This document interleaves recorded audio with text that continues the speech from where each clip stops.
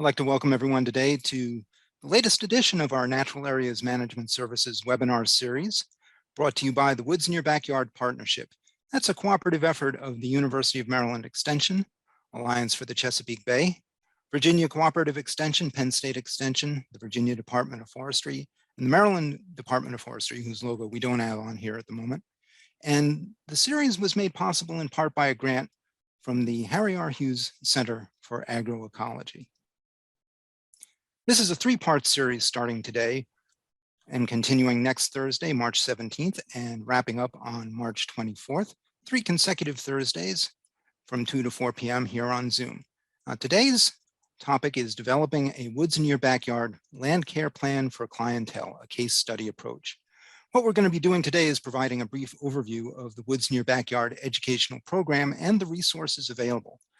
We'll describe the potential benefits to offering these services to small acreage landowners.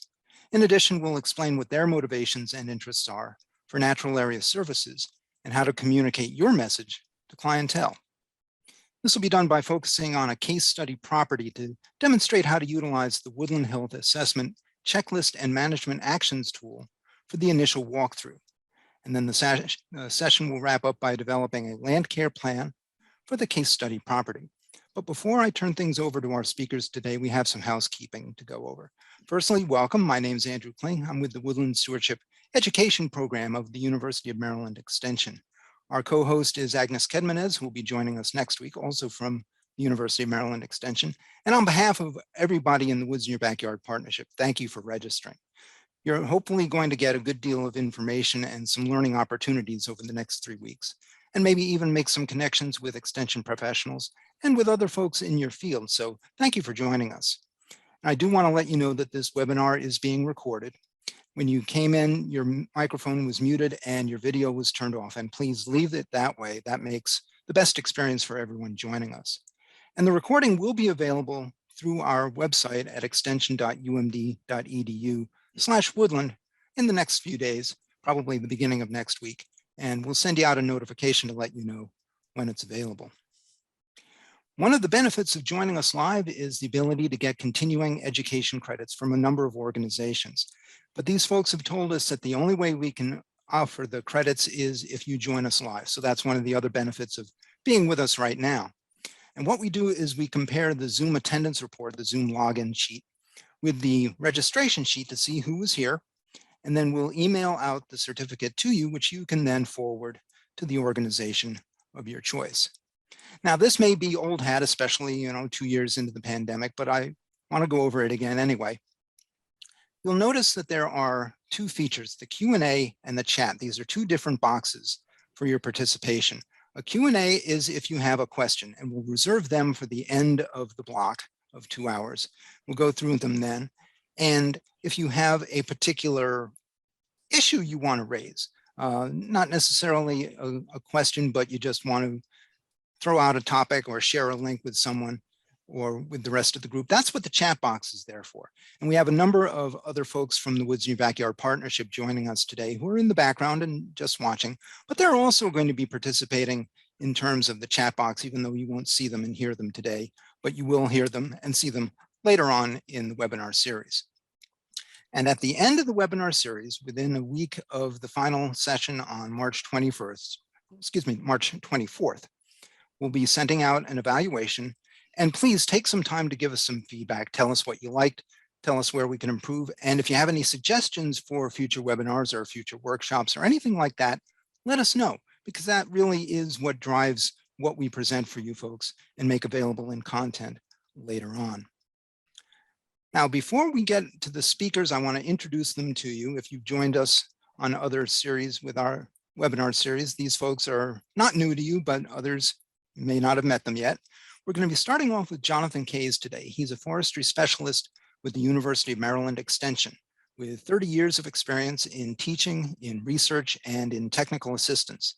He's developed and implemented extension programs in woodland stewardship, invasive species management, wildlife damage management, natural resource income opportunities, handheld GPS, and wood biomass energy production. He's one of the primary authors of the Woods in Your Backyard Guide, first published in 2006 and revised in 2015. Jonathan has authored numerous extension publications, and he produces a free quarterly newsletter called Branching Out. You can learn more about his resources and his work at the website for the Woodland Stewardship Education Program at extension.umd.edu/woodland. We're also going to be hearing from Adam Downing, and since 2001, Adam has worked as the Forestry and Natural Resources Extension Agent, serving Virginia Cooperative Extension's Northern District, a 28 county area from the Shenandoah Valley to Northern Virginia to Fredericksburg and Charlottesville. His professional expertise is in providing informal education regarding forestry and natural resources to address current issues in rural-urban interface areas to home and landowners, professionals, decision makers, and the general public. Adam holds forestry degrees from Purdue and Penn State and worked with small acreage owners in Kenya before joining the extension family. We're also going to be hearing from Julianne Schieffer. Julianne's our third speaker today, and with formal education in urban forestry, botany, and tree pathology, Julianne's specialty is tree health. She's a board-certified master arborist and municipal arborist and promotes proper management of trees and natural resources in southeastern Pennsylvania communities as the extension urban forester. And wrapping up our presenters is Craig Highfield. He's the Forest Program Director for the Alliance for the Chesapeake Bay. Their mission is to pursue innovative strategies and collaborations that improve the health of the region's forests, to create new forests in places important to water quality, and to promote the benefits of forests and resource management to private landowners, decision makers, and the general population of the six-state Bay watershed. Craig leads the forest team that's situated in the Alliance's state offices in Maryland, Virginia, and Pennsylvania. Now, Jonathan's going to be going first today. So Jonathan, you're just about ready to take over? I am. Okay, I am going to share my screen. Yep, I'm going to stop my video. And you should be able to see my screen. Looks good? Looks good. Okay, yeah, welcome. My purpose here is to just give a little bit of introduction along with Adam. Both of us have, worked from the beginning on this project to kind of, set the stage a little bit for this kind of unique session today. What you see displayed there, of course, is members of this partnership, but as well as the various publications that we have developed, which we'll describe in some more detail, and actually you should have received for the most part. Okay. The Woods in Your Backyard Partnership is kind of a unique effort. It's as Andrew mentioned, a joint effort from a number of our extension organizations, Forest Service, Alliance for the Chesapeake Bay. And our goal is basically, and has been, to help small acreage owners learn about how to implement sustainable outcomes for their woodlands, wildlife, water, and recreational objectives.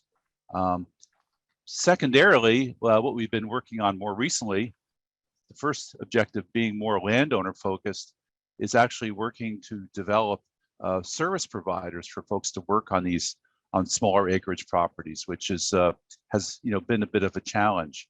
And that's kind of the direction we're going now with the number of this is a third in a series of webinars targeted to green industry professionals, trying to provide them the expertise and training they might need to enhance those services they offer to landowners. So that's kind of where we are right now. It's been a continuing effort, and you can kind of look at the Woods in Your Backyard program as kind of two parts in a sense. First is the original Woods in Your Backyard guide. And you see on the left there, we started with this in 2006. It's kind of a self-assessment guide for landowners, a number of activities. It gets people out on their property, provides examples and case studies so that they can develop a plan and do some things on their property, whether it's enhancing existing natural areas or creating new ones, especially from lawn areas. And we've transitioned over the last couple of years here, especially with the partnership, towards the Woodland Health Practices Handbook. In other words, developing some resources for green industry professionals, landscapers, arborists, foresters interested in working on these smaller properties. And this is kind of a how-to guide. It's that can be designed for the green industry, but they can also be used by landowners. This is how do you do these land care practices? It also includes a woodland assessment checklist, which is Julianne's going to talk about, that you can use with clientele and customers to help get them to consider, what kind of forest health issues they might have. And then from there, you can go into a land care plan, which we talked about. So, and again, we provide a land care plan as a way for businesses to say, well, these are with a simple map and some simple considerations. These are some things that the client can do, and if they want to go further, then you can develop, costs and other more details and things like that. But on top of all this is a service directory that we've developed from folks who have attended these webinars. Virginia also has a directory for service providers for working more in urban, ex-urban areas. So, the guide itself, the first guide is 5 chapters, and it also has a workbook, a downloadable workbook that you see there that's available from our website. And it's kind of like developing a forest stewardship plan, or a plan, provides you some information, background on the woods in your backyard, some ecological principles you need to know, inventorying your property, and then intermixed in all there are activities that you can use in going out, that the landowner can go out and do on their property to learn more about their land. And then what are some of the land care practices? And finally, kind of a directed activity at looking at projects they can do to reach various objectives. And all around this are various, appendices and things like that. We have a number of YouTube videos and other things that are available. So the important point here is that since 2006, we've sold a lot of these books. We've done a lot of workshops in Maryland. We've had a lot of participants in Virginia, in Pennsylvania, and these are old numbers, to be honest with you. In Maryland, we also have an online course that, in fact, Andrew, who you heard from, facilitates, spring and fall. So there's a number of offerings. We've done a number of these types of educations, and the thing that we found in some, at least in Maryland, with some of the, the feedback that we've gotten through surveys, is that, a lot of people wanted to do some of the things, but they couldn't do them, so they contacted a service provider. And most of these people, 50 to 75%, being a professional forester, I wish they called a forester, right? But really, they called green industry professionals, because those are folks that are around their properties. They're already working on these properties, arborists and landscapers. So that's what really came up with the idea of, what we know is that landowners are expressing a willingness to pay for practices, especially those that require special skills or equipment, especially when it comes to invasive control with herbicides and tree planting, some things that they just, don't feel comfortable doing. And to be honest, we're not sure how big this market is, but I think it's fair to say there is an interest, and there is a large, societal interest in more natural area management, and especially, with lawn conversion, with all the focus on, climate change and reducing, impact on the environment and all that. And the fact is that some clients have more potential than others, and I think Adam's going to mention that. So the green industry professionals work on these properties, but many of you are on this webinar right now, but many are unfamiliar with these woodland land care practices. So, that was the whole idea of developing this exercise, or these publications, this Woodland Health Practices Handbook and the checklist, was to kind of expand, in order to help folks expand those health services, or those services they provide to their clientele, that not only improve woodland health, but help make them more money, okay? And you see the checklist on the left and the handbook on the right. And these are all intended to be high quality publications that kind of stand alone. These are things you can put in the truck, you can give to a new worker, you can do some training with. And of course, the assessment on the left is really a tool meant to be used with, with your clients. So the handbook itself has 85 pages, a number of authors, and its purpose really is to help green industry professionals develop new business opportunities and improve forest health. And there's 5 chapters, and we've had webinars that have covered these chapters. Some basics on ecology that folks need to know, how to use that checklist, communicating the message to clients. And chapter 4 is really basically the bulk of the book. It's the meat and potatoes of the whole thing. The individual practices, how do you do this? Pictures that show that, and then melding into actually this land care plan template. This is how you can develop something simple you can give to a client to help solicit or help them understand what their options are, and encourage them to look at something they could buy from you. So that's of course there's a glossary and text as well to go along with it. Our focus today really is to take these two tools, to take this woodland health assessment, which is actually in the back of the handbook. Okay, so it's in the back of the handbook, but we also print it separately, and demonstrate and integrate the checklist and the land care plan using a case study approach. And that's what folks are going to do today. So let's apply this stuff. How does this work? You know, how might I use this stuff instead of just telling them about it? So to reiterate, you know, we have had 2 past webinar series, which I think most people would benefit from watching. And you'll see the one mentioned here, that the third one is the one we're doing right now. And these recordings are available for free on the University of Maryland Extension website. So I encourage you to look at these old ones, all right? But I think you're going to learn a lot from the new one today. And the service provider directories, these are open to being self-populated. You can fill out the form on it, and then it's it's approved and your information is put in. Maryland, Virginia has a very complete one actually, and then we've just started the one in Maryland through our extension site. So again, you should go to these sources and register your company, and we'll put that out to people that have gone through courses and people we've served with educational programs. That's our goal, is to help you guys, help folks make money, all right, with the benefit of improving the health of our woodlands and creating new natural areas. So with that, I will sign off and let Adam sign on. Thank you. Thank you, Jonathan. Appreciate it. Appreciate the stage setting there, and really appreciate you all being part of this. So just to kind of wake us up here, part way through this, succession is kind of at the key of what's the right word? Is key to all of this. So which would you say? Put it in the chat. Which would you say is number 1, reversing acceleration or accelerating acceleration? Or you can pick number 2. Put that in the chat just as a way to keep us paying attention here. And that is a little bit of content before we go back on to some of the stage setting here. So I'll be watching that chat, and maybe we'll come back to that at the end here of my session. All right, so is this relevant? All of this yellow on this map, and by the way, since we have some people in Colorado joining us, I did it the whole US, or continental US. And the yellow is what is called intermix or interface area. Those of us in natural resource professional fields probably familiar with the term interface.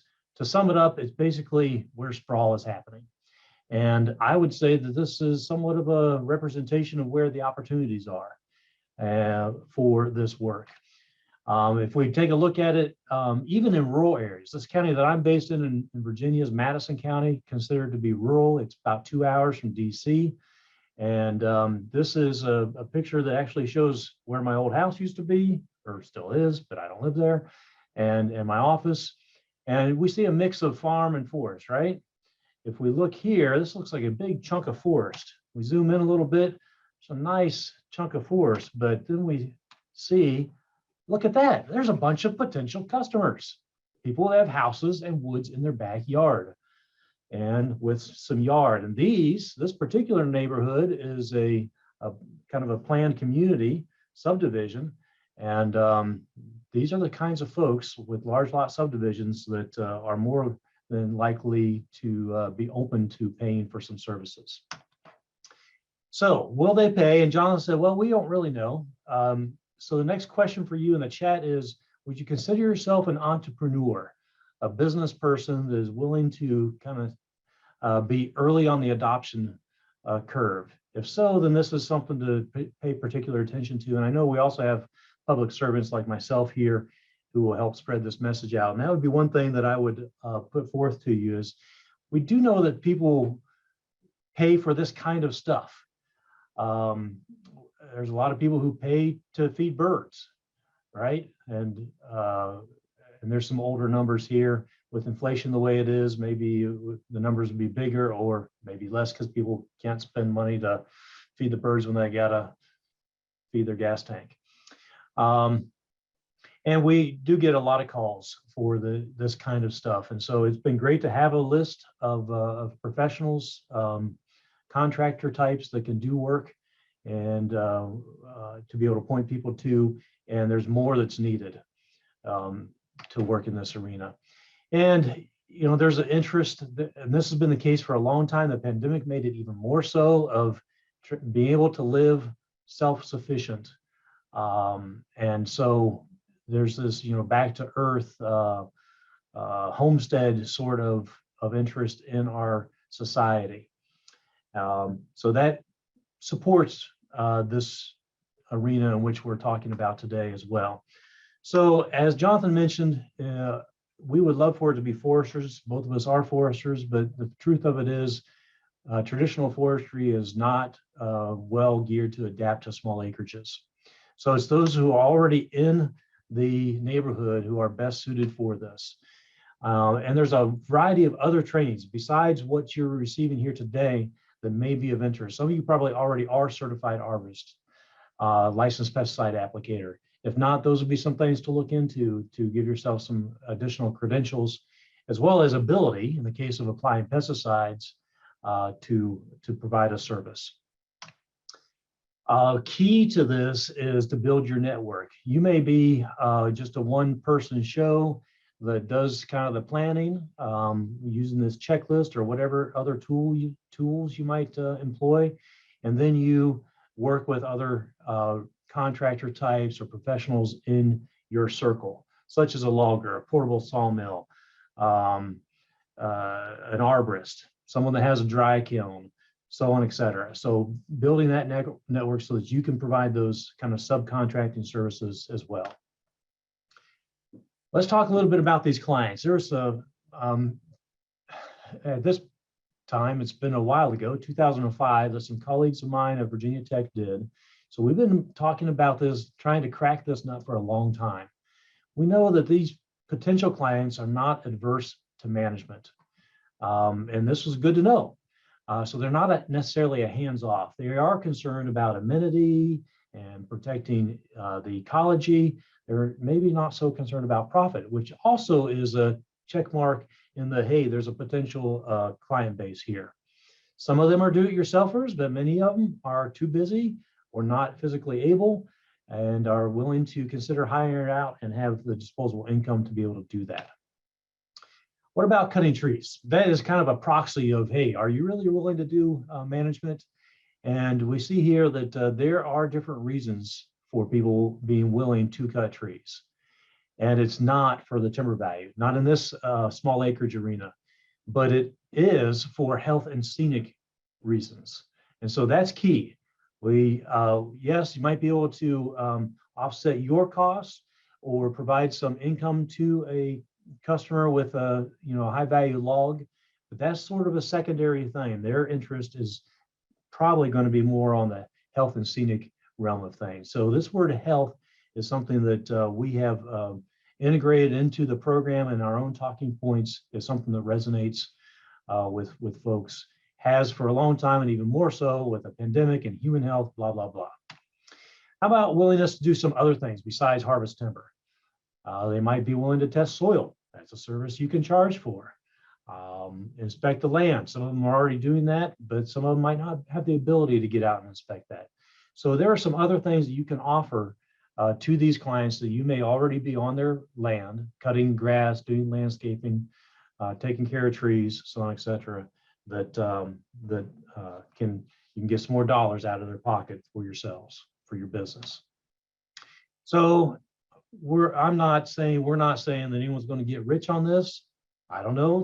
There are some people who are doing it and staying pretty busy with it, but we're not going to make that big claim. So the question of how much money is there to be made is yet to be answered, and that's where the entrepreneurship comes in, the early adopters. And I see that some of you would consider yourself that, and I'm glad to see it. So Julie King is going, sorry, not Julie King, that's another professional I'm working with. Julianne Schieffer is going to be introducing this tool to you here shortly. It is it's something that we've come up with that we think not only helps you kind of figure out what needs to happen, but also communicate that to your client. And so inside of this, you'll see some ranking and different aspects of evaluating the health of the small acreage woodlot or natural area. And that's just zooming in a little bit. So in leaning toward the communication, how do we talk about this? Well, here's some research from the Forest Service that was done a number of years ago on why people own their land. And this research has been done on a regular basis for decades, and this is always what comes back. They own it for beauty and scenery reasons, for privacy, for wildlife, and to protect nature. Do they own it to make money? Some of them do, but most of them, that's a secondary, maybe even a tertiary interest. And who owns this land? It's largely the kinds of people we're talking about here, the small acreage owners. 2/3 of the parcels of private land ownership in the country are owned by people who have less than 10-acre size parcels. So that's a huge potential client base. And being able to use the right words and not words that may turn someone off from this, like don't use logging or silviculture or killing. Instead, use controlling, managing, thinning, keeping a forest healthy. These are the terms that you would want to kind of be familiar with. And especially if you come from a forestry background, we tend towards some of our usual jargon, but these may not be the right words to use to pique interest in a potential client. And the same kind of stuff we're talking about, but with different words. Jonathan mentioned chapter 4 in the book is kind of the nuts and bolts. And so this is not only about woods, but also about big grassy areas, lawns that are bigger than maybe they need to be. Now, if you're a primary mower, if that's part of your business, you may not want to hear that. But what we're suggesting is that there may be as much, more, same, I don't know, not necessarily a loss of income, we hope, but an opportunity to provide the service to your client and still make money by mowing less and improving the natural area health and vigor of the area. As well as improving the existing habitat in the more natural areas, riparian buffers, thinning, pruning, wildlife, these sorts of things. All of this is in the book and in the recordings that have already been mentioned. And so this is what we're working toward, is creating that land care plan. In forestry, and you heard Jonathan say it earlier, a stewardship plan. Well, that's a traditional term used in traditional forestry. So with this small acreage ownership audience, talking about land care, we think is something that will resonate maybe a little bit better. So as I wrap this up, I want to make a point that I have discovered kind of the hard way in doing many of these programs with small acreage owners is we'll spend some time, anywhere from a couple hours to a few days, talking about this stuff, how to do it. And then I do some follow-up with them and they say, oh yeah, I put in a little water feature. Okay, that's great. Or I planted a tree. Okay, that's good too. But those are only little pieces. What we're really about in this whole area, in this whole arena, is improving a system, adding new systems, facilitating, in other words, a functioning natural system, which is not just these one-off or pieces. It needs to be a suite of practices that are implemented. And so that may be, I only offer that as something for you to kind of have a heads up about as you talk with clients about this, is you want to improve the ecology of the area, the functioning of these natural systems. And I'll just wrap this up with saying that, hey, some of us at least practice what we preach. This is Jonathan's backyard, the one with all the trees. And before he started doing, when he bought the property, it looked like the property, his neighbor's property. And the practices that we talk about in these books, Jonathan has applied on his, and so now he has a much more intact functioning system than what he initially acquired with that property. And I just love the visual here. It's a grand difference. And so it's doable. It's very doable. And with more resource professionals, expertise, contractor types out there like y'all, then we can see more of this happening and start stitching back together some of the landscape that has been so fragmented. And with that, we're going to save time for question and answers toward the end after Julianne and Craig both speak. And thank you. So Craig, Julianne, you're up next, right? So you can go ahead and start sharing, and that'll boot me off and start talking, and you can watch me for a thumbs up to make sure it's looking good and sounding good. Here I am. Okay, thank you, Adam and Jonathan. So as they both have mentioned, the Woodland Health Assessment Checklist is set up easily and logically that even if you don't have forestry training, you can figure out what it's asking. So it's basically a tool or a process to follow in order to make a land care plan. So we've got one part of the page, as Adam had showed, that has the checklist part. And then based on what you check it on, and you'll see this when Craig talks about it, it shows what the recommended options are for that. The other beauty of it is that we make this available free. And so you don't have to just make the copies from out of your book. You can print it out as many times as you'd like, and each differing section of the property or of the woodlands would require a different checklist analysis. Okay, and right now, there we go. So the other really neat thing is that we kind of set it up like red light, green light system. So higher concerns are going to be red. Lower concerns, meaning things are doing really well, are going to be green. And yellow is like cautionary, watch for maybe invasive plants or things depending on what category you're looking at. And kind of gives you an idea that, maybe this is something I should be watching. So again, the chapters or the categories that you will be evaluating under is woodland diversity and composition, woodland structure, habitat assessment, and site level considerations, because those will all influence that overall plan that you would be developing. And so our model property, and I just pulled this off as maybe an example, and disregard the blue lines, I couldn't get rid of those, but we've got 3 acres of young forest. Okay, so that's these areas over here. We've got 2.5 acres of mature woods. Then we have old pasture area. And then we have more mown turf. Okay, so that's what we're working with, the 4 types of lands. And so looking at that in another way, and even simplifying it just for the purposes of our presentation, is we've got 3 acres of, okay, so forestry term, pole-sized trees. Those are going to be 4 to 10 inches in diameter. I'm going to call that a young woods or early successional. It is more than likely something that happened from a disturbance or a pasture that was grown over, just looking at the history of the land.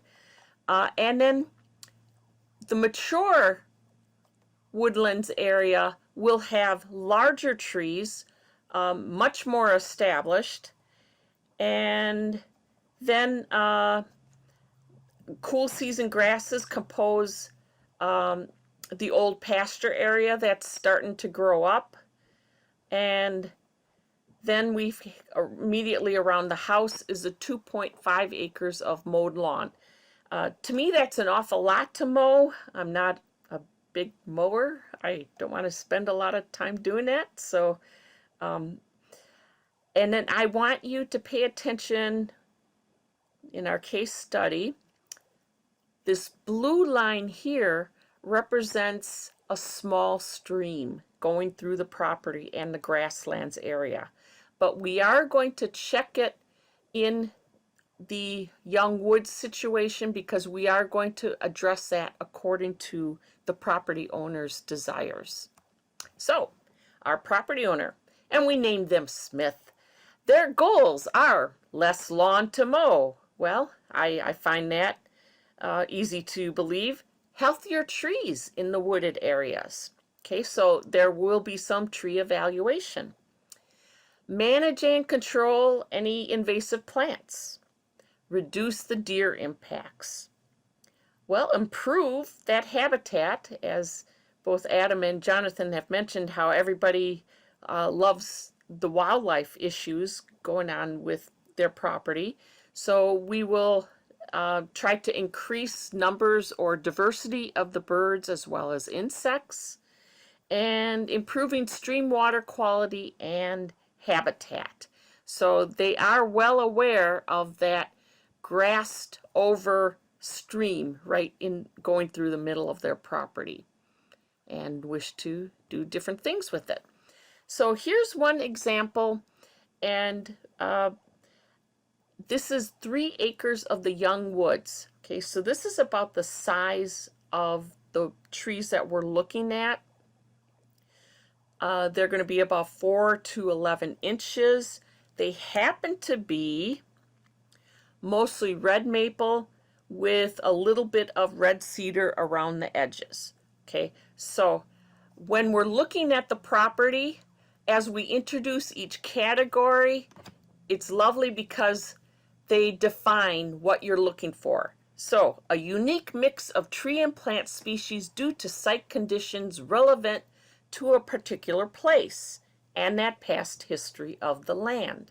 So as I had mentioned, since there is old pasture, more than likely the young woods area is early successional, things that have just popped up when they stopped mowing or having animals on that pasture land. So you desire, because it's a healthier situation for woodlands, to contain a diversity of native tree species with few or not many invasive plant species. Okay, so that gives you more diversity of wildlife as well as resilience to your woodlands. So in our case, since we're only red maple and red cedar, for the most part, we have very low diversity, and so it becomes a concern area. It's red marked, okay? So this is how we're going to go through the whole property with some example shots. Okay, we're going to look at the tree health, and right now things are good form. They're doing well. So what we'd be looking for is low vigor, damage from storms or animals or things like that. And there's also plenty of room for notes on each of these pages. So I made a note that the trees have good form, but they're quite dense, as what you usually find with red maple and an early successional stage in young woods. Okay, so our check in that case, I put it as medium. There's some good things going on, but there's some things that could be done differently or addressed through management actions if the property owner is agreeable or can foresee doing that to their land. Okay, so also under this category is going to be insects and diseases.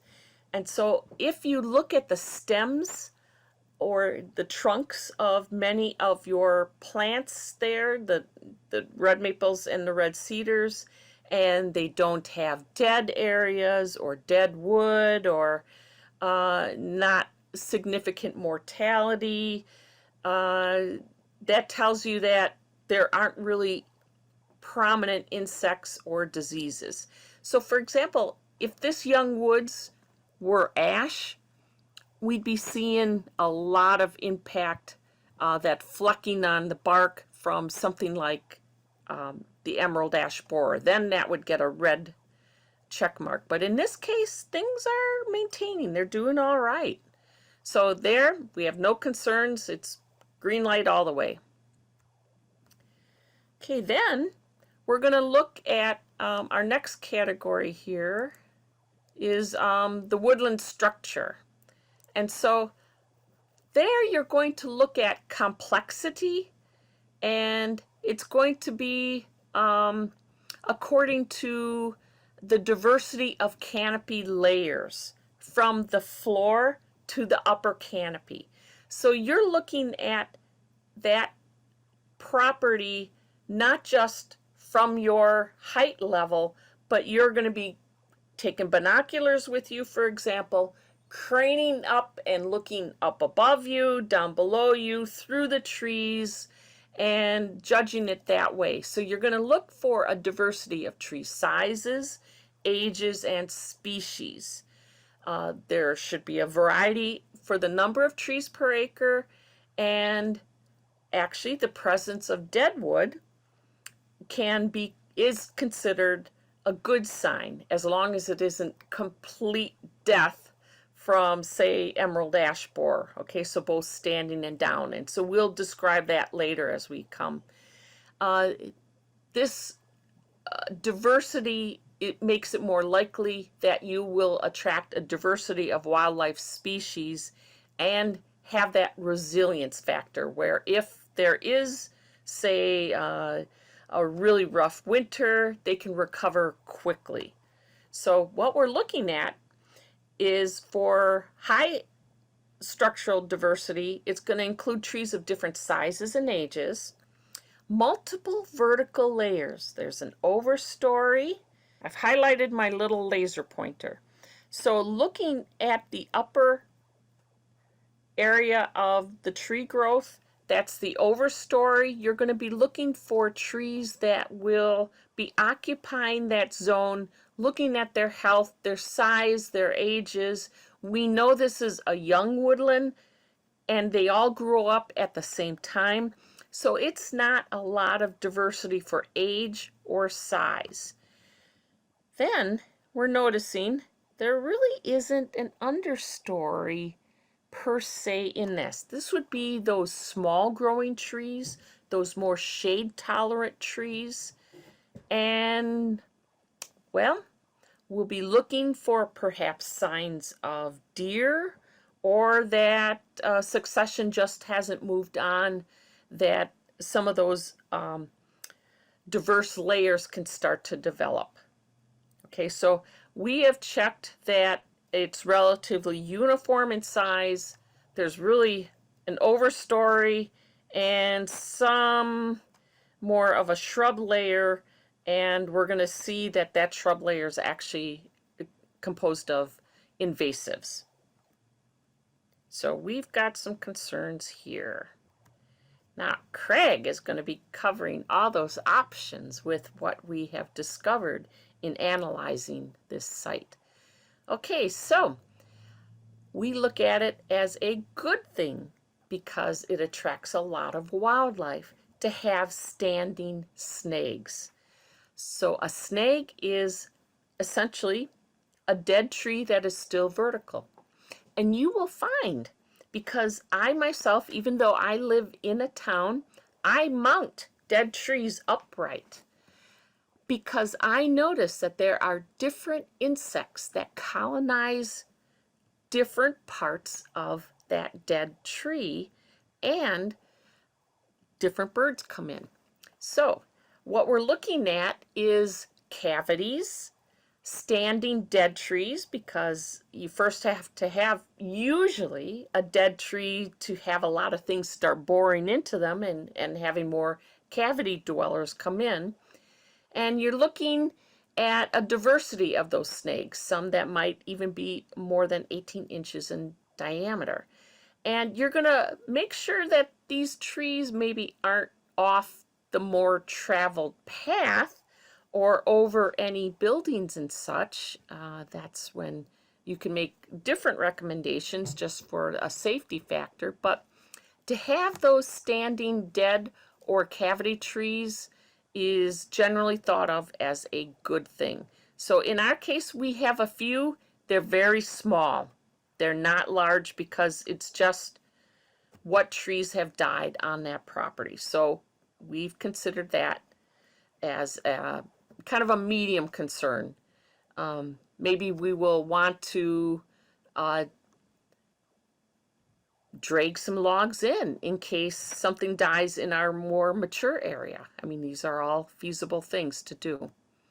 Okay, so looking again at structure, that downed and dead wood. And in our case, it was really good. There's noticeable amounts of dead wood, especially some of the large logs. So they're no longer standing. They fell greater than 6 inches in diameter on the forest floor.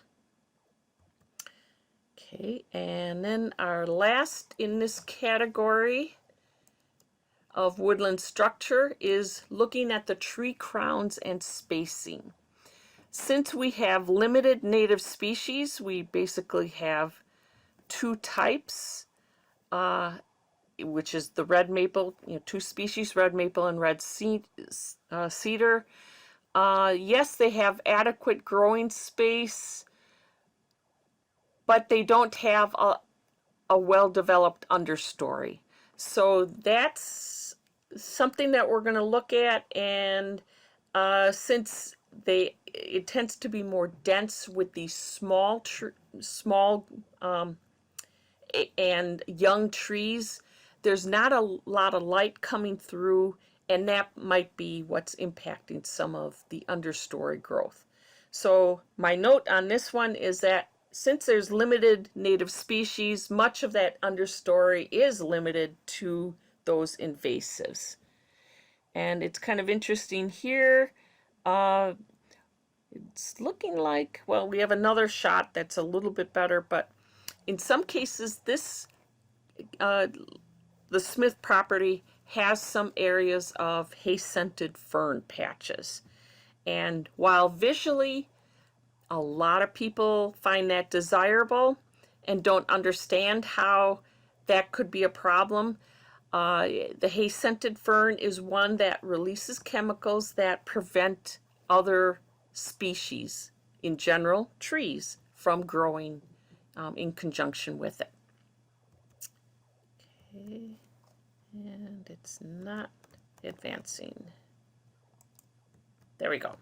Okay, we move into the habitat assessment areas. And so this will determine what types of habitat are present.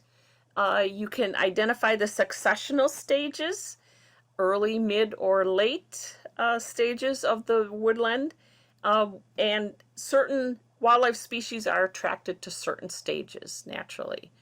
And then we're going to look at this quality of the habitat, if there are certain species that are larger in numbers that maybe are impacting regeneration, things like that. So first I'm going to address down below, I have just kind of a size structure diagram of successional stages. And since this is the young woods, we're at this early successional stage. Later, we're going to look at, it's basically a remnant oak hickory, and analyze that according to this woodland assessment checklist. Okay, so higher concern because there's very little or no variation in successional stages. Edge habitat, very important for wildlife. So here our choices are, it can have adequate edge habitat that provides a variety of food and cover, and the edge is the edge between the trees and the let me back up. So in a sense here, this is a very abrupt edge, as is this. A soft edge would be more of a gradual shrub layer, herb layer, grass layers, and it would have more diversity of plants that could feed different animals. Okay, for example. So here we've got mostly red cedar on our edges, and that's okay. And it's good for cover, but there isn't a lot of transition. You don't see much with a shrub layer. It's missing an understory and shrub layer and things like that. Okay, so we put that as medium. Okay, something to watch. All right, and then, oh boy, as most of us run into this, it's those darn invasives. And so here we've got a lot of Japanese honeysuckle. We've got grapevines that actually are overtopping some of our young red maples. And we have porcelain berry, which also does this action. The birds happen to love its blueberries, but it is horrendously invasive. Luckily, we don't have a lot of it, but it should be addressed at this stage. So we've got a lot of concerns considering invasive species here. I'm going to talk about that later through the other instructors. Okay, so habitat assessment regarding deer. Pennsylvania, for one, has had incredible deer impacts. So what we're looking for, if we don't see the actual animal, are nipped off shrubs, even herbs, forbs. They need something like 400 stems of woody material a day for a pound of food. I mean, it's just incredible amount that they need to eat. And so you will see browse damage. You might see where there is no lower branches because it's been browsed all the way up. So what we're looking for is the presence of deer damage, the presence of their droppings, bedding down areas, deer trails, even, now I have a son that's very good at smelling this, and I'm pretty decent too, but when they musk in the area during the rutting season, you know, the smells that come from them. So in our case, we've got a lot of deer browse, and that's significantly impacting our regeneration. Okay, so here we go. Tree seedling regeneration. So we want to see young native trees starting to grow up so that we start those different layers of ages and story development and successional development. In this case, we've got some sections of hay-scented fern, put that as a note, and there's nothing. No seedlings coming up in this young woods scenario, in this 3-acre portion that we're analyzing. And then last of all, we look at site level considerations such as accessibility. This one is really easy to get in and out. There's a few trails and some even larger areas, almost roadways where they've driven in. And I would have normally said this would not apply, but since we want to address the stream, which is in their mown area, we check that there actually is a concern because it is in the mown area. Okay, so there is no streamside corridor. There are no streams or trees along that edge. So as far as water quality and wildlife habitat and even addressing flooding concerns, stormwater management, you just don't have it. So that is a big red flag here. And pretty neat. There's a vernal pool here, which is wonderful for amphibian life and the sounds of nature that you hear in March. So we've got at least one vernal pool, but we don't have any other wetland areas. Okay, and it's one species, the red maple, that is surrounding that. Yeah, so that's a high mark on this, but you know, medium concern because maybe we can put in more water features. And topography is pretty level. You're not climbing mountains to get into the property or to do things, so that's an easy one. And now we're going to move into a whole same assessment using the checklist on our 1.5 acres of the mature woods. Okay, and it is oak hickory. I'll let you know that. So first thing we're gonna once again look at is that woodland diversity, and it has a good amount of species in a mature state, and that is the oak and hickory. And I'm realizing I had pictures in there and it looks like they didn't save, but that's okay.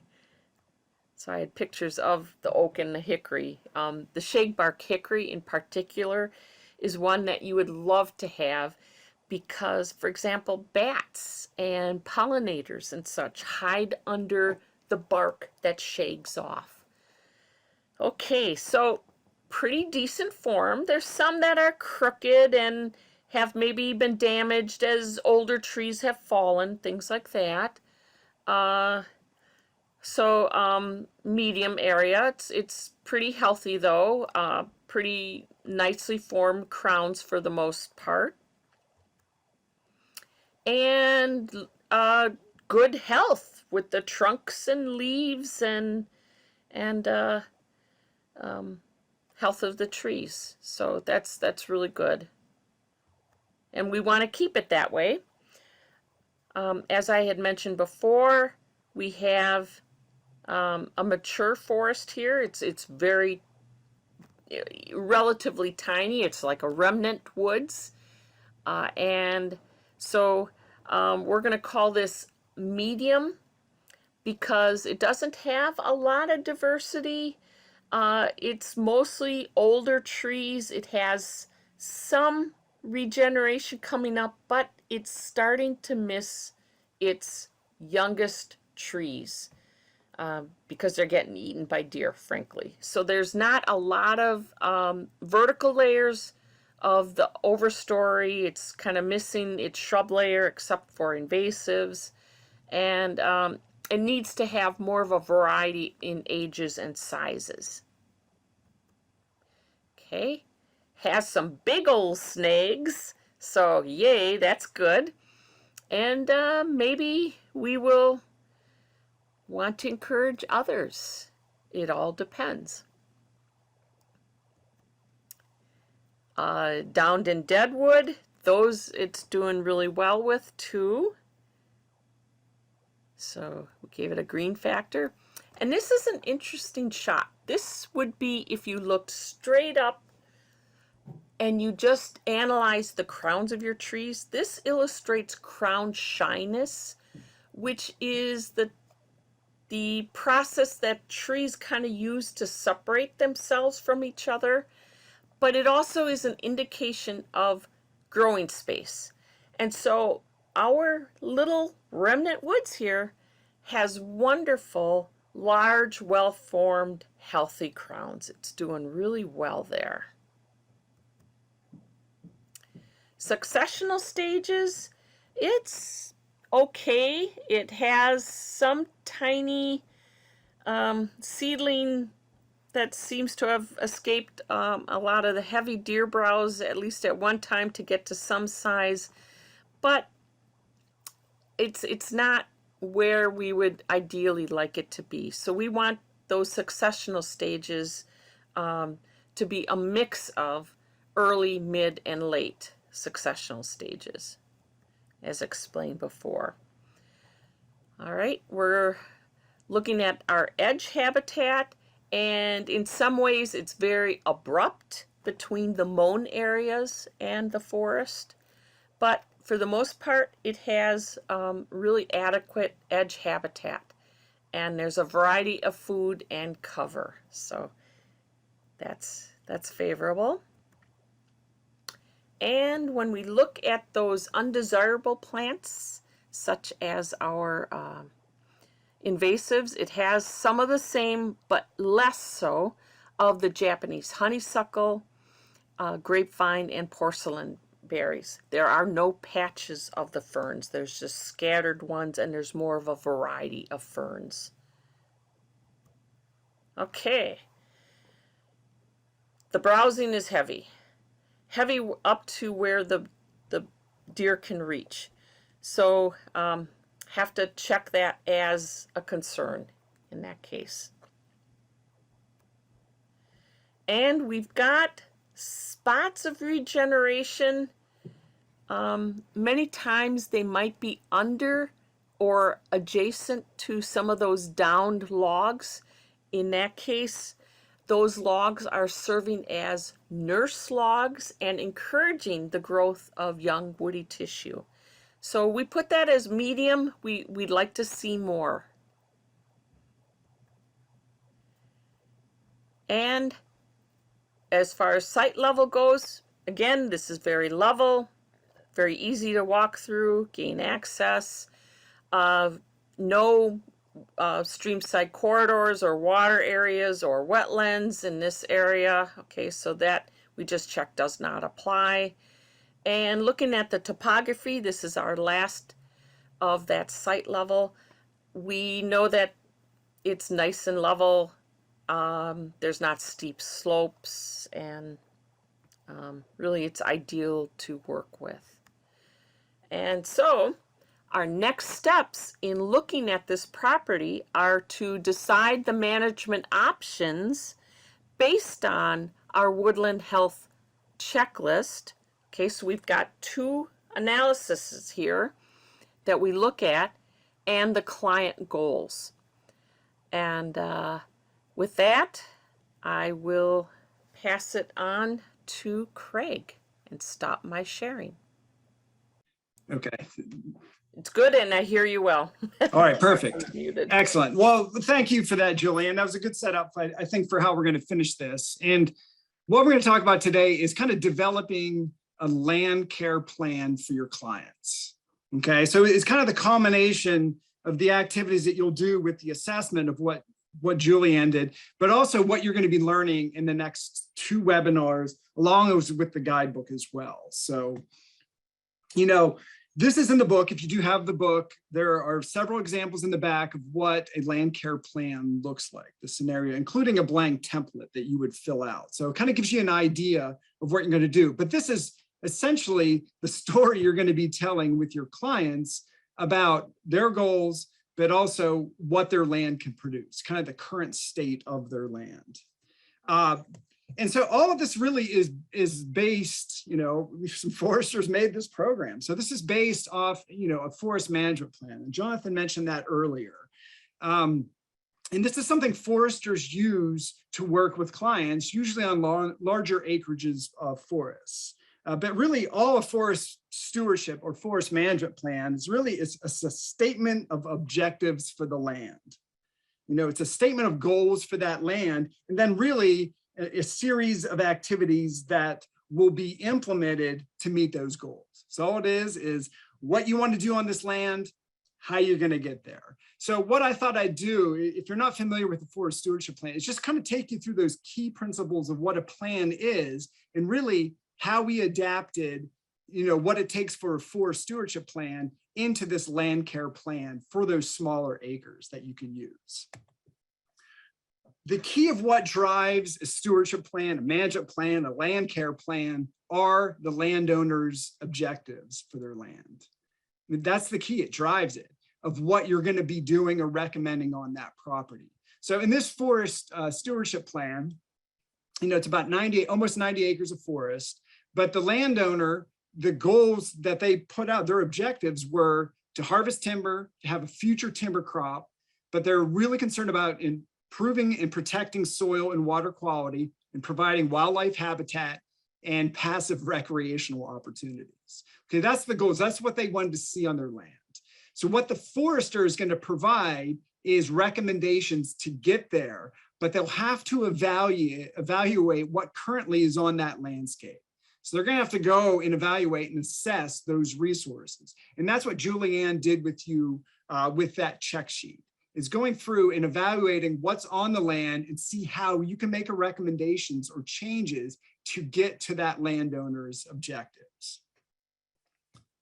So here's that farm that I showed you, about 90 acres of forest, but typical what's on a lot of landscapes is that, you know, the forests are scattered throughout. They're not these perfect uniform things. And this is part of a land care plan too, is developing a map of that property. What it helps you do is kind of break things down to easier bite-sized pieces. So you look on this property here, you'll notice, you know, this is written for the forest, but you'll notice on that forest, there are a bunch of numbers because not all the forest is the same.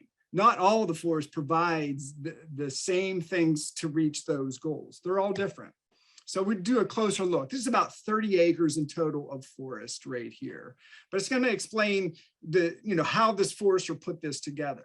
So what the forester will do is not all the forest is the same based on their evaluation. Julianne talked about young forests and mature forests. Well, you know, forests, depending where you are, down in a gully is going to look, the forest there is going to look different than the ones on the top of the hill.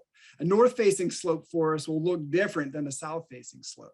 So what a forester will do, will break these forests down into stands, what are called forest stands. So if you look here, the forest in stand number 1 looks different than stand number 2 or 3. And that could be a different species. It could be different ages of trees, different soils, spacing.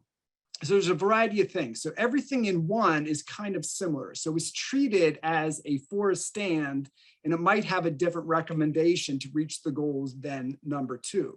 And you can see right away, I'm looking at that streams of why maybe forest or stand 1 is different compared to maybe the topography, a north-facing slope compared to the south-facing slope. So they break these down into little habitat management units. And it's going to take you through this. I'm not going to make you read this, but this is forest stand number 1. And so what the forester has found out by going out and looking at this, that first of all, the dominant species are kind of a typical, mesic soil. It's kind of a moister soil, riparian soil. So the dominant trees are tulip poplar, sweet gum, and sycamore. Now, tulip poplar could be a valuable tree to harvest, but not really sweet gum and sycamores. So this is maybe where you're not going to be concentrating on the goal of a timber harvest. So, looking at this one, you can see the dominant understory species there, everything from spice bush and pawpaw, which are, shrubby type small trees, and beech, which is growing in the understory.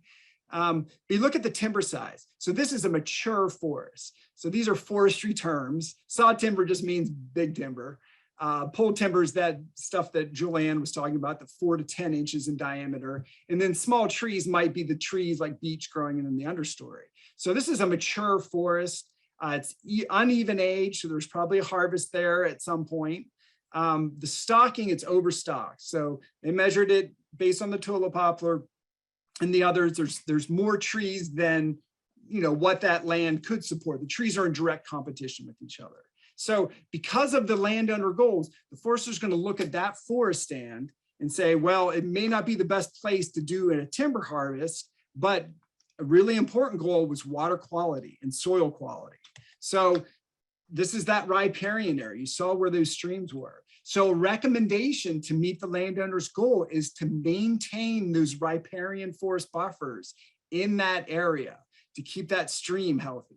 Also, manage the invasive plants that might be coming into that area that they found in there. Also, in the one, if they want to improve water quality in certain areas that had small buffers, is to plant along that stream to increase the buffer size to protect the water quality. So those are the recommendations on stand 1 to reach those landowners' goals of improved water quality, and soil quality as well.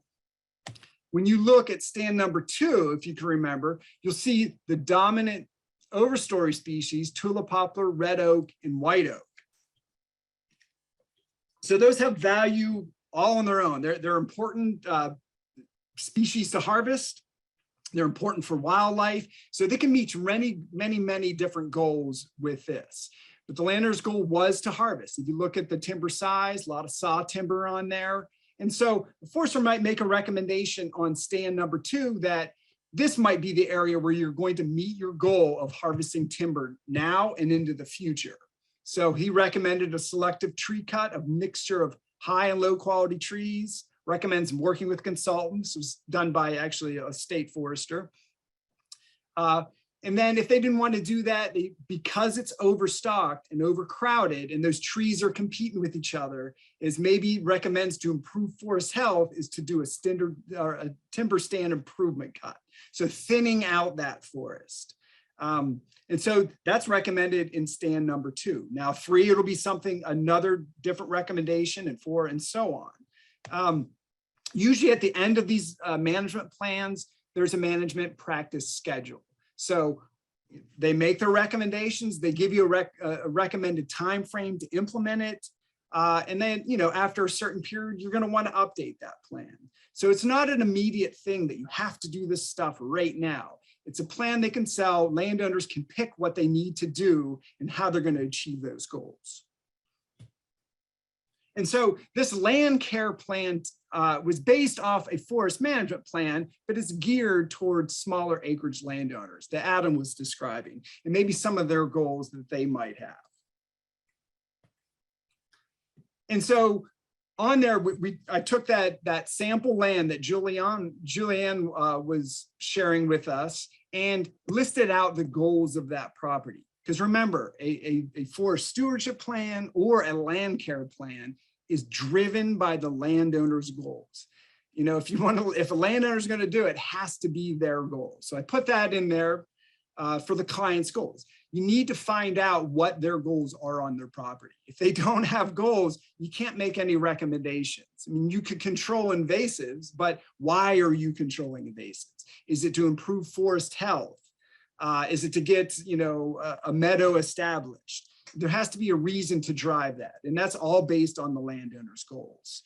The property summary description, this is what the property that we had. It was 8 acres, 2.5 acres of mowed lawn, 1 acre of old pasture, 3 acres of young woods, and 1.5 acres of mature woods. So in here, you could be as elaborate as you want. So it could be just the basic measurements and those small habitat units that you have in there, or you could add more, history to it. So it's been a lawn for 30 years, or maybe it was a recent thing. It was a pasture, a couple years ago, and now it's a lawn. Same thing with the young woods. It's woods that have grown back from what? From crop field, from pasture. Finding out a little bit more information, you can add that into the property summary. But I cannot emphasize enough is the goals. You have to determine the goals of that. And I'll tell you, I've worked with landowners for a long time, and that's something most people don't think about, goals on their land, especially if they're new landowners and they just acquire a piece of paradise. They're not really thinking of what goals are. They're just happy to be out. So, but unless you have goals, it's really tough to make management recommendations on what you can do. So maybe the conversation isn't necessarily start with what your goals are for your land, but what is it you like about your land? Okay, if they've been a while, they might like different things on. There's a reason they're there. There's certain things they may like. There's certain things they may want to change and not like, but that'll help you help them come up with those goals that you can work from. So there could be a whole host of things, you can finally get it out of them. Maybe it's just the natural areas in their property. They want to see more wildlife, or they just love the beauty of it. So, instead of seeing a lawn, they might want a meadow just because they want to see more flowers. A big thing with us and a lot of our work, and we do some reforestation, is people are tired of mowing lawns on themselves. So they want to convert it into something else. And so you can come up with goals, but I will warn you, too many goals could be just as bad, if not having as many, because a lot of times when landowners come out of our programs, they're just excited to do things, but they'll come up with a huge list of things that they want to do. They want to do everything at once. And I love to use this picture, but sometimes it could be overwhelming. And if it's overwhelming, things just don't happen. You have to remind them that land management, it's in for the long haul. It doesn't all need to happen at once. It can't really happen at once. I don't think there's enough resources out there for it all to happen, or manpower to happen all at once. You know, I call this a lot of times kind of the urgency of stewardship. You know, a lot of times we do get landowners excited about doing stuff on their property, being stewards of their land, their legacy. And, you know, they just want to do it all at once. And just last month, I was contacted by a young couple, just moved out of DC, made some good money. They bought a piece of paradise out here on the Eastern Shore of Maryland. And this is an 80-acre piece. And before they had even settled on the place, they were calling around, they called me and were ready to go on what they should do and what actions. And you could tell they were really excited, but they were also really nervous. They were really anxious. So the best advice I told them is just wait to settle, enjoy your land, figure out what you want to do on it. And it doesn't happen at once. You can take your time with it. And I think they are relieved. I'm going to meet with them here probably in another month or two to kind of get them started thinking about what they want to do on their property and then connect them to resources to be able to do it.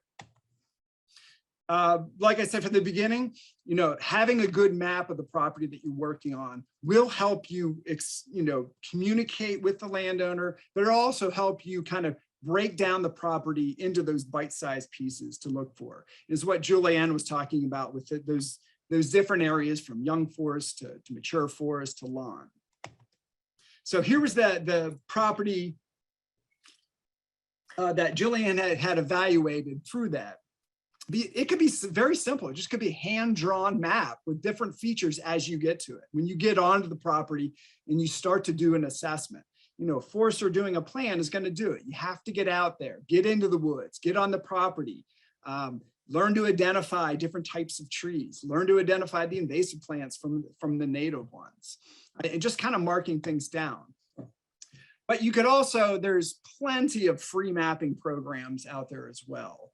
Everything from a free ArcGIS to Google Earth, the Web Soil Survey. I use I work out of Maryland, so I use Maryland's state mapping tool that they have, which is wonderful. A lot of counties will have their own mapping tools with GIS stuff. It'll have parcel information on there as well. So you can find a lot of information, print maps out. So this was done on ARC. So, you know, this is just an 8-acre property, but already you can see just from that property that, well, we can break this down. I'm looking at this property, it's 8 acres, and I could tell already just by looking at it, we have mature hardwoods on the left, most likely. You have a pasture kind of right there, or at least it's kind of an open field, and you have a lawn area. So rather than looking at the entire 8 acres, figuring out what you want to do and what your goals are, you know, here's 3 units that you have now to work on. You think of it differently. You're still looking at those landowner goals, but you're going to kind of break them down to each section. How do I achieve those goals? You know, that mature hardwood forest may not be able to achieve all the goals the landowner has, but that's why you have the pasture. You have a lot to work with. For instance, here's a property. This is in Howard County, Maryland.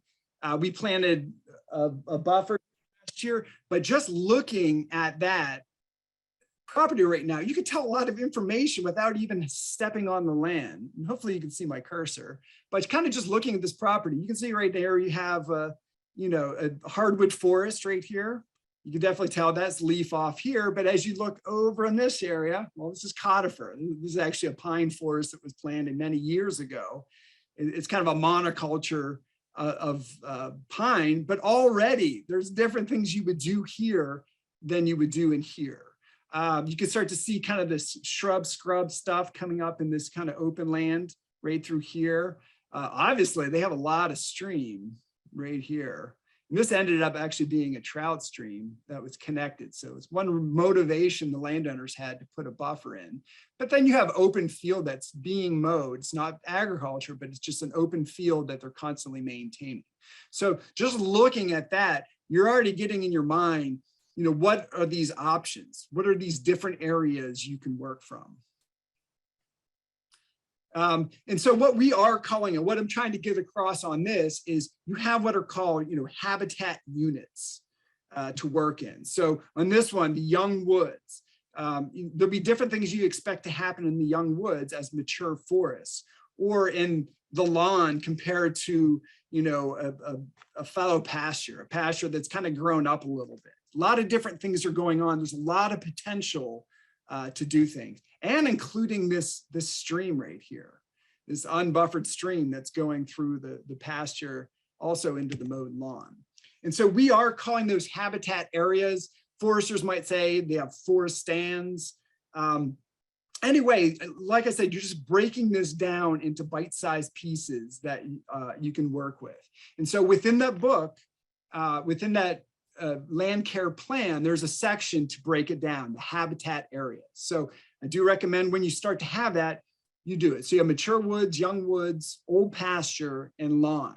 And then I kind of highlighted the stream, and I'm kind of contractually obligated to talk about streams, since I'm with the Alliance and we're concerned about water quality. That is its own habitat unit. It's an ecotone, it's that connection between one ecosystem, a stream, to the upland. So it provides a lot of benefit. And a lot of people are concerned about water quality as well. So you can treat that as its own separate habitat area. And then look for your place in the landscape. Most often these small properties don't have all the attributes they might need to reach goals, but find out where they are compared to what's around them. So that one initial 8-acre property, well, it doesn't have any stream or anything, but see where it's connected to the landscape rather than just the parcel. Because, wildlife, they don't care about parcel boundaries. They're using it all. So you can see here, just pulling away. I mean, there's Potomac River here. There's a stream that actually connects behind this property on someone else's property that goes all the way to the river here. You have this open corridor. It looks like it could be a passageway through animals. This would be a good way to go through. So there's a lot you can work with, not just on the property, but where the property is in that landscape. And I'll kind of show you an example again on that when you start to think about management activities. So this is in Harford County, Maryland. It's near a property that we are working on, but it's kind of the perfect one. So let's take those same landowner goals that we had for the first property, less lawn, improving habitat for songbirds, healthier trees. So if you're looking on this property and you definitely want to mow a lot less, you could be thinking, well, it makes sense to put more forest here down by the forest, kind of increase the size of that, especially for water quality. Here's a stream. This is Deer Creek. And then maybe for pollinators, we might put a meadow up here, a wildflower meadow. That might be a good recommendation. It's connected to these agricultural pastures. Maybe makes it bigger, depending what they have in the pastures. But if you step back from that, if you get away from it, you look at that property in the landscape, and your recommendations might change. For instance, look how much forest is already existing. It'd be great, and I highly recommend reforesting areas that you may not be needing, but maybe it doesn't make sense to have all of this be forest. There's a lot of forest around. What is this land? What can it provide that the other areas aren't? So I might think, well, maybe I'll put the meadow here.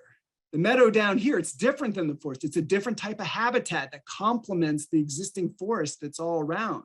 And then take a look at this area.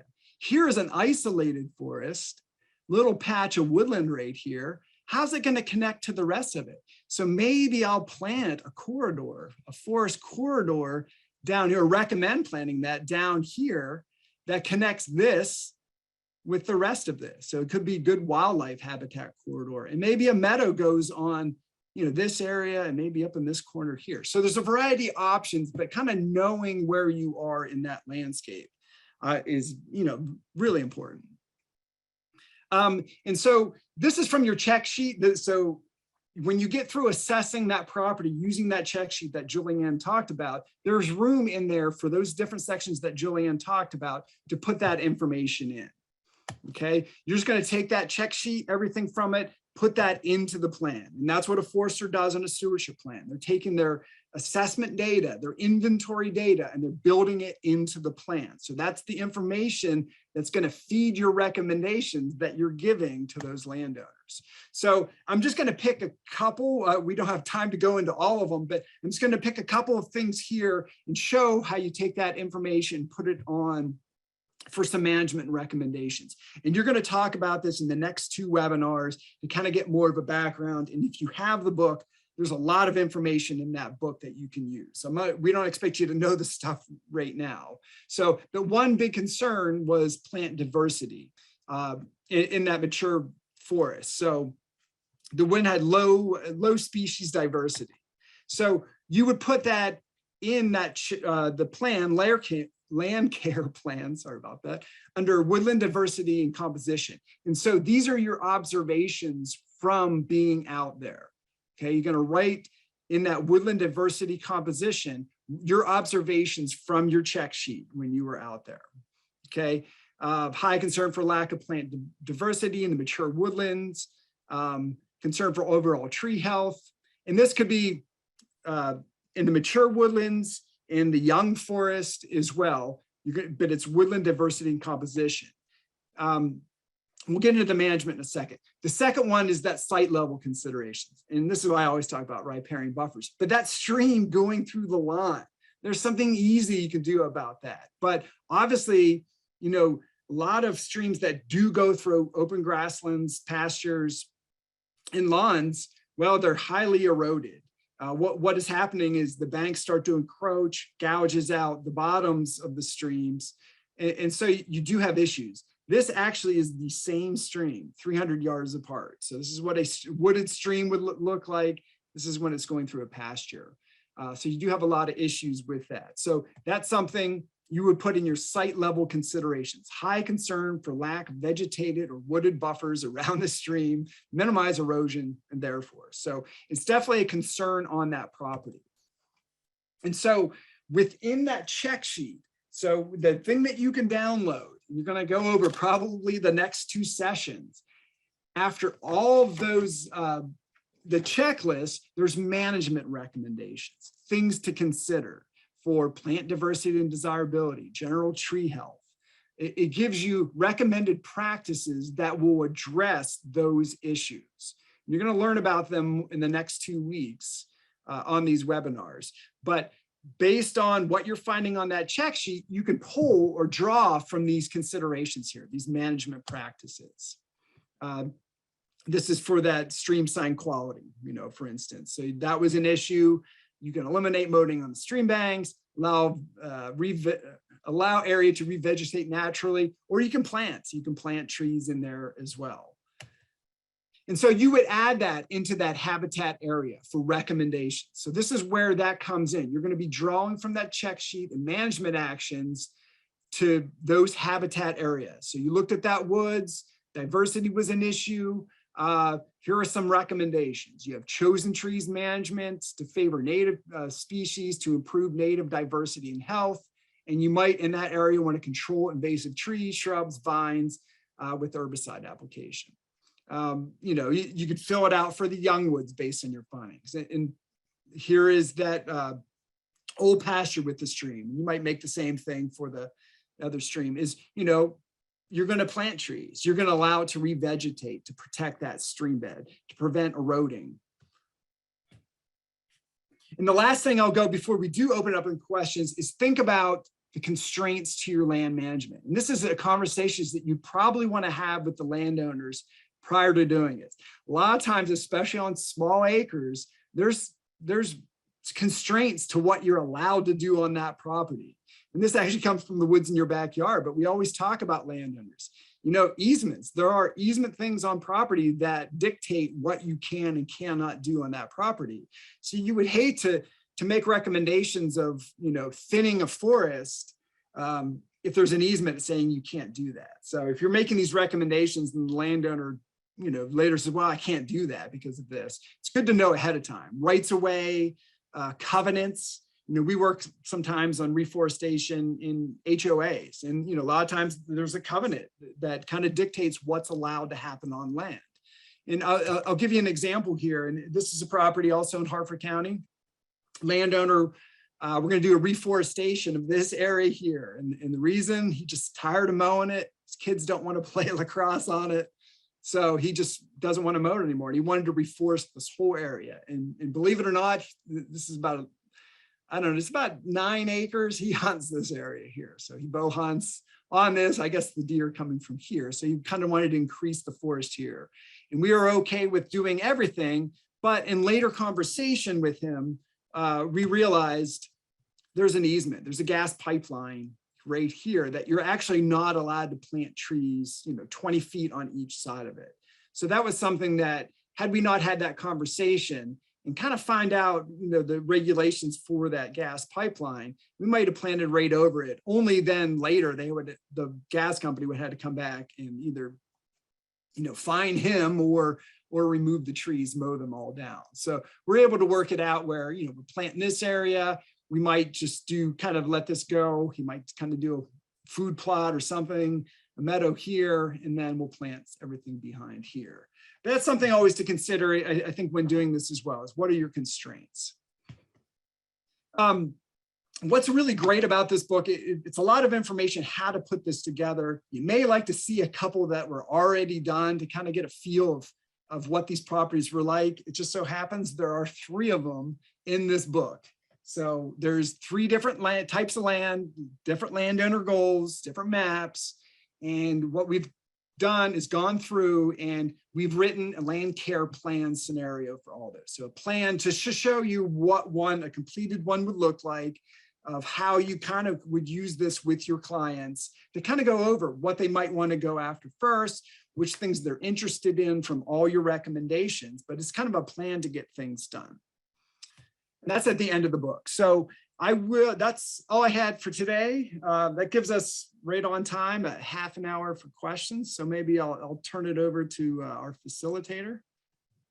We do have a number of questions that folks can field. And the first one is, what density of trees is a healthy woodland? What sort of density defines a healthy woodland?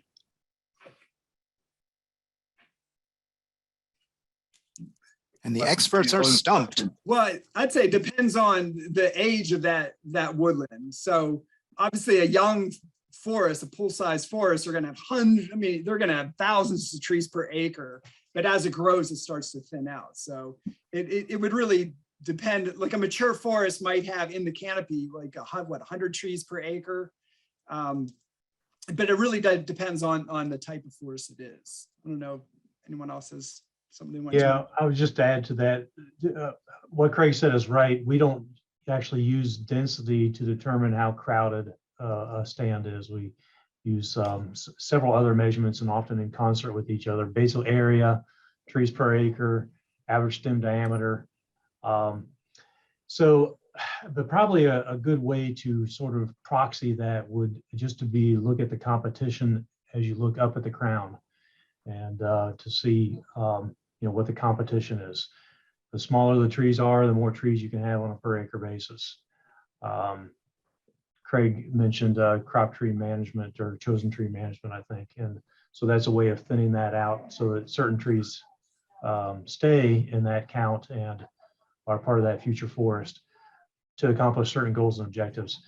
So the density question is actually fairly complicated, even from a forest science standpoint.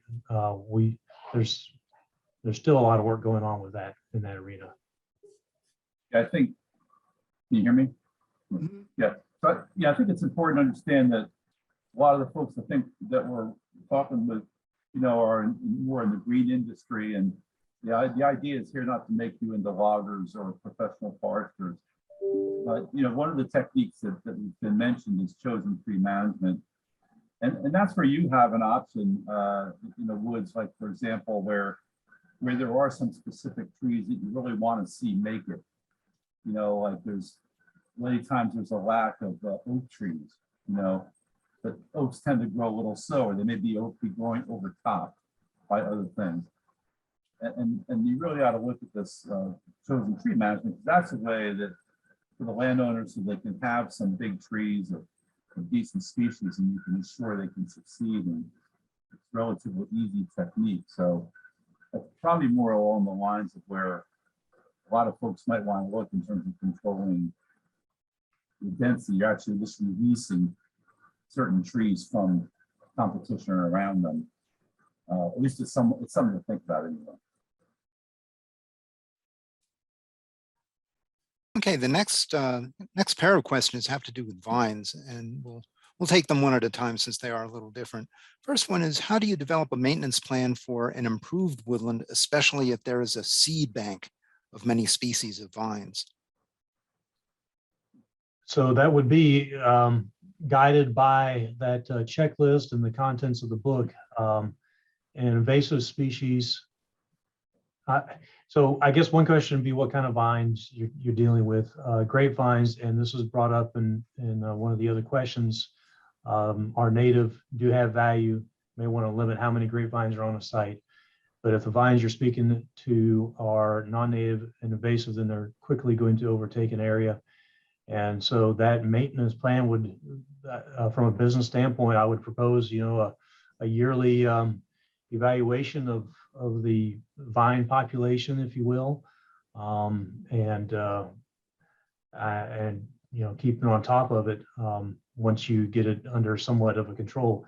The point that I hope is behind the question, I think it may be, is that it's one thing to initially do the control, but it's another thing to maintain it, and that's absolutely valid, and that's good for your business, and also what we're about from a resource perspective is maintaining, you know, the improvements that are made from an ecosystem standpoint. I would say too that with vines, you know, it is the control after, and you know, this is the case where you know some judicious use of herbicide is really beneficial to stop those vines that actually have established themselves from growing back and producing more seed, which they're definitely going to do. So it's kind of it's almost kind of a war of attrition. It's down to, you get rid of the worst ones, and then the others come in, and then you hit them. But if you just cut vines, usually they just come back very quickly. So unless it's an extremely small area, pulling vines is really not something that people want to do. You know, some application of herbicide makes a lot of sense to it. Yeah, I agree. And just knowing the species as well, I mean, like mile a minute, you know, it's much different than let's say even bittersweet on how it comes back, how quickly. So some of those you can't really control. Right. Yeah.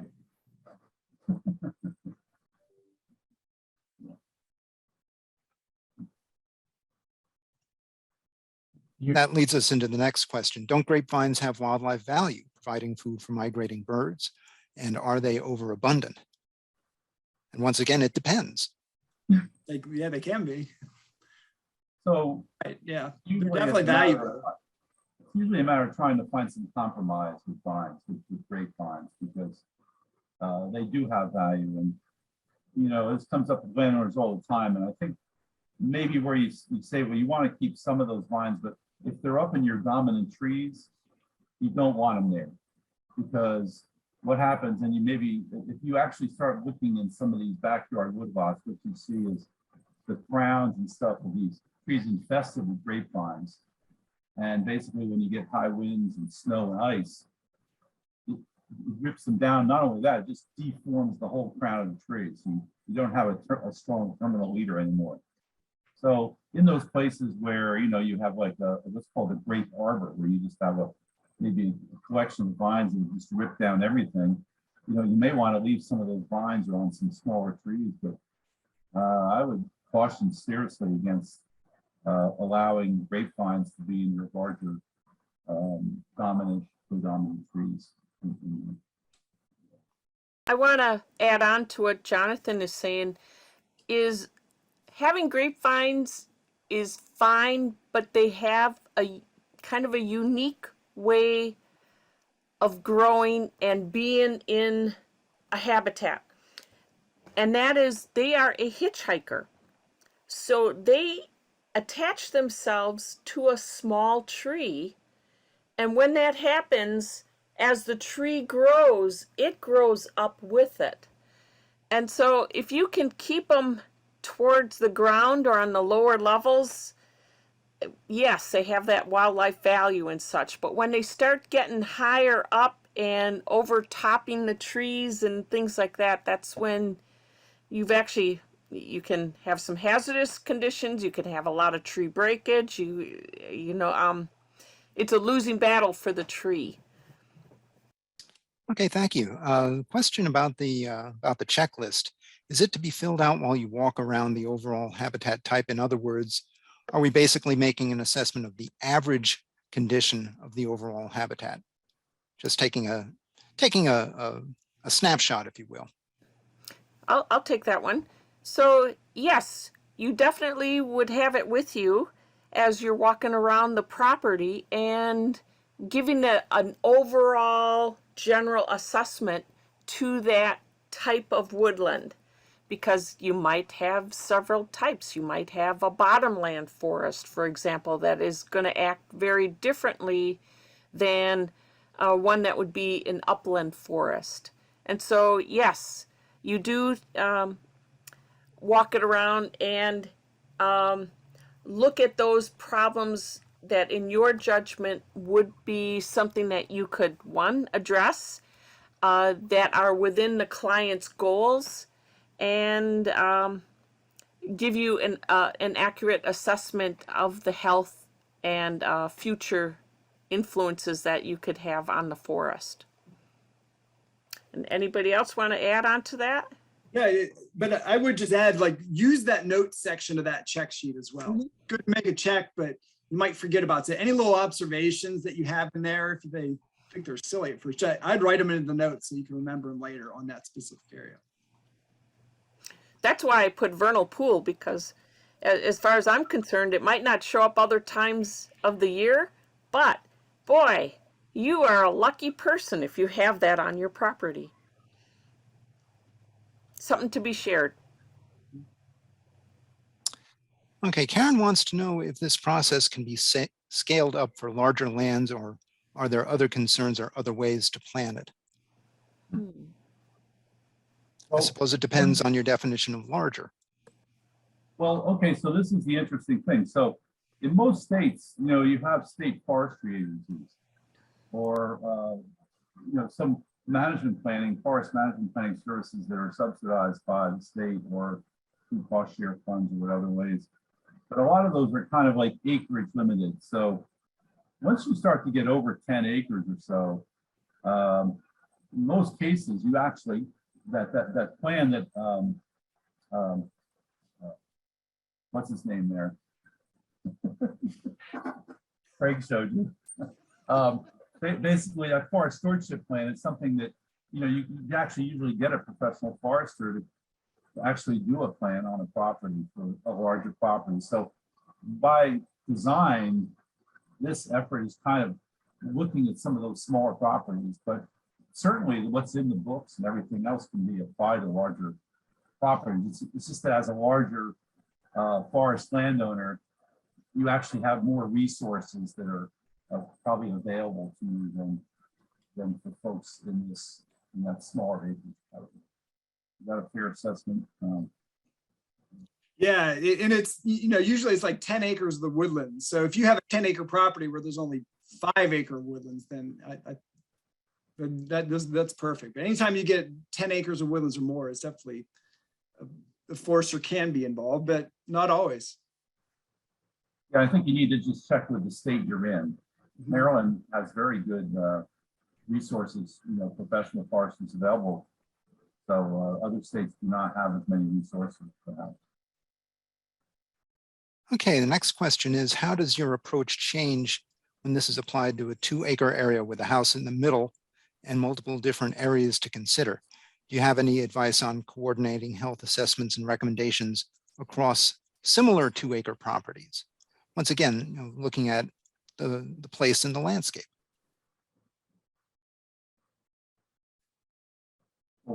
Are they saying that it's different or similar properties? I guess Yeah, similar properties. And of course, it will come down to what each property owner wants out of their property. Yeah, I mean, I love the idea of getting different 2-acre landowners with adjacent properties together to manage that whole thing. If that's what the question's about, I think that definitely could be applied. I think it's beneficial if you can get multiple people doing the same thing, or at least addressing the same resource concern. It's more efficient and effective. Like an HOA, if you worked into an HOA where you can get multiple landowners together, this applies. Okay, next question is, what are your opinions of incorporating silvopasture or similar systems that incorporate native grasslands for grazing with forestry practices for timber production? And Kyle says, I realize this might not be a go-to on properties less than 10 acres. I'll jump in there. I've done a fair amount of work with silvopasture here in Virginia, Kyle, as you probably know. Yeah, I do think it's probably a different audience base. In my experience with smaller acreages, and when people try to put animals on them, even just for like home hobby farming, it's almost always too high of a density, and it results in soil degradation, erosion, vegetation loss, denuding. So I would be very hesitant actually to recommend silvopasture in the small acreage situation, because it really needs to be part of an intensive rotational grazing scenario. So I guess that would be my answer. In theory, I would like the idea, but I don't think in practice it will be practical in hardly any small acre situations. I agree.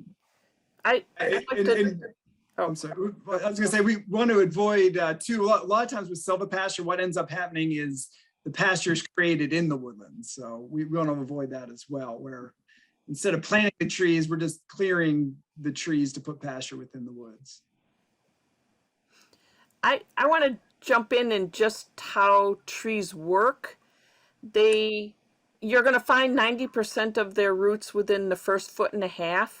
So having heavy animals in that area is actually detrimental to the trees. And if it is a goal of eventual timber harvesting, you're going to incur some, you can't avoid it, some tree damage. And so if it's a lighter animal, say goats or sheep, maybe that would work. But my observation is that it doesn't always work so well. You do have to have a larger area to spread out a lot of that foot traffic and not concentrate it into the same areas. And you think of the animal's need for shade. If you only have one area of woods, that's where they'll be on those hot days. If you have goats, you're going to have a lot of mad neighbors. So.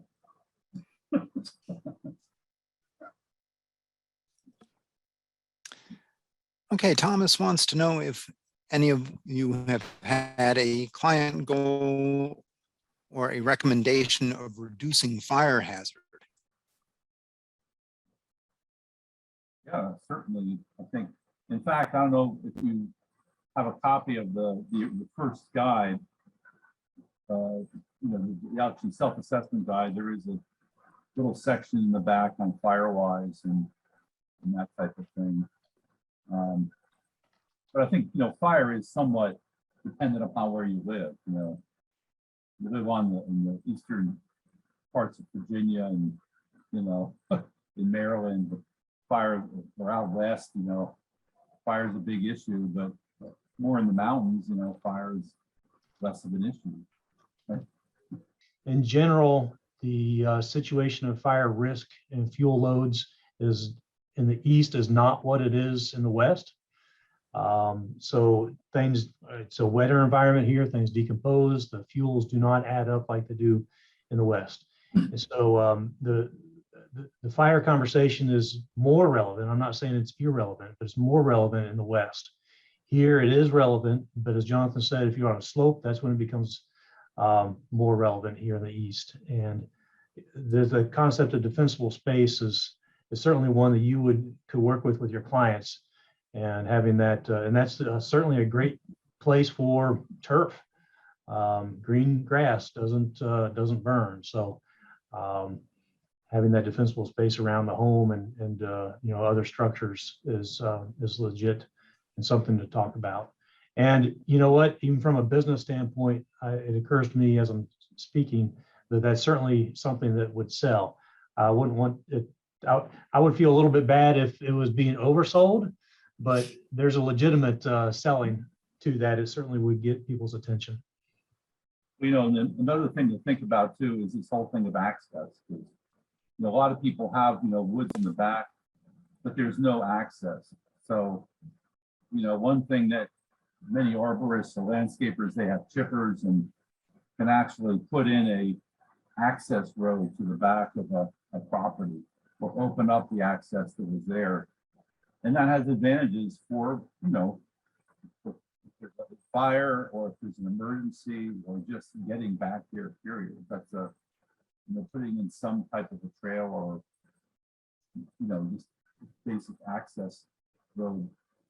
Of course, the heavier road would require bulldozers and culverts, but, something simple to get to the back of the property would have benefits for fire as well. If I can just quickly, as we were winding down, if folks who put questions and answers in the Q&A feature, some of those I answered in that mechanism. So if you didn't see some of the answers, I put some links in there, and one of the questions had to do with deer, and that's going to be a focus on the third webinar. So I tried to handle some of those so we could get through the others in a timely fashion. Okay, thank you, everyone.